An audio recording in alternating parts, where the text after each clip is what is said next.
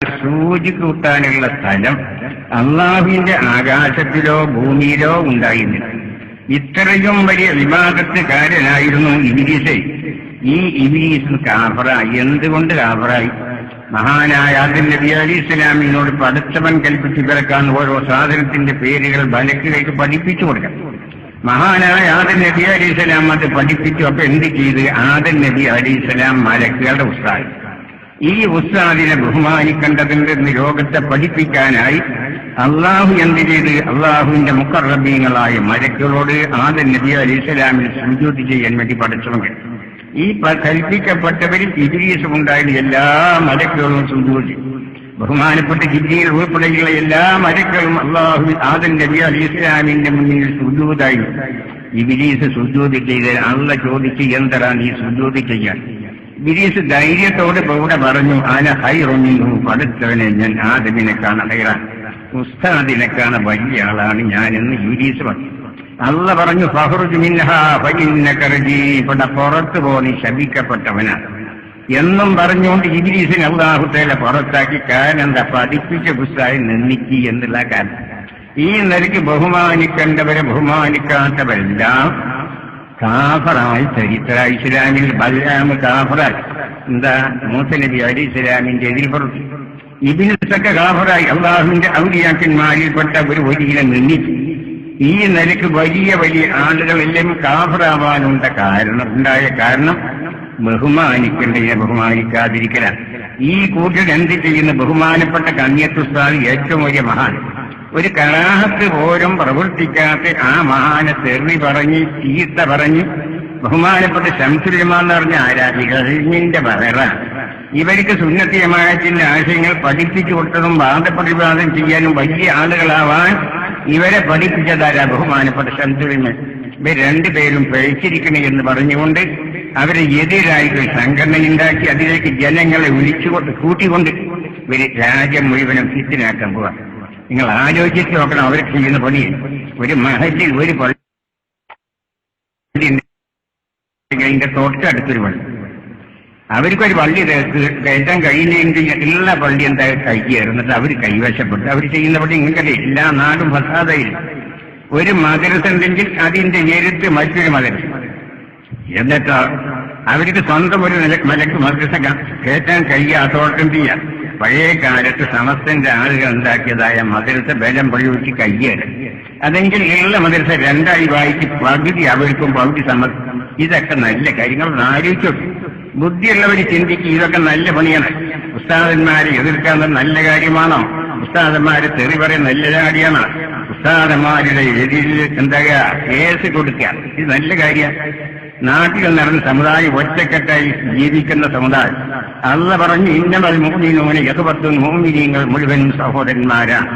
അൽ ഈമാനും ഇന്നമൽ മുഅ്മിനൂന യഖ്വത്തുൻ, മുഅ്മിനീങ്ങൾ മുഴുവനും സഹോദരന്മാരാണ്. അള്ള പറയാണ്, അൽ മുഅ്മിനു കനഫ്സിൻ വാഹിദിൻ, മുഅ്മിനീങ്ങളെല്ലാം ഒരേ ശരീരം പോലെയാണ്.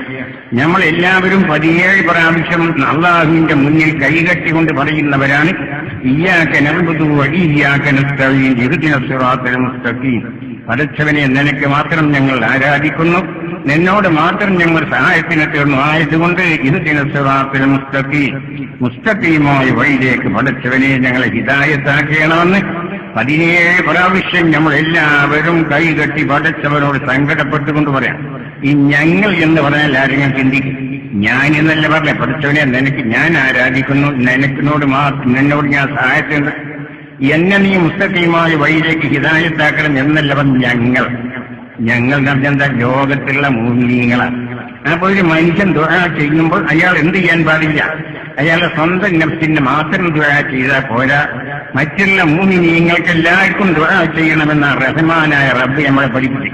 അപ്പൊ ഈ മുസ്ലിം സമുദായം സമാധാനത്തോടുകൂടെ ഐക്യത്തോടുകൂടെ ഒരു ഉമ്മയുടെയും വാപ്പയുടെയും മക്കളെ പോലെ ഒരു ശരീരം പോലെ ജീവിക്കേണ്ടുന്നതായി സമുദായത്തെ ഭിന്നിപ്പിച്ച് തല്ലും തകരാറും കുത്തും കൊലയും കേസൊക്കെ ഉണ്ടാക്കി ഇവരെ പറ്റി എന്ത് പറയാൻ ഞങ്ങൾ?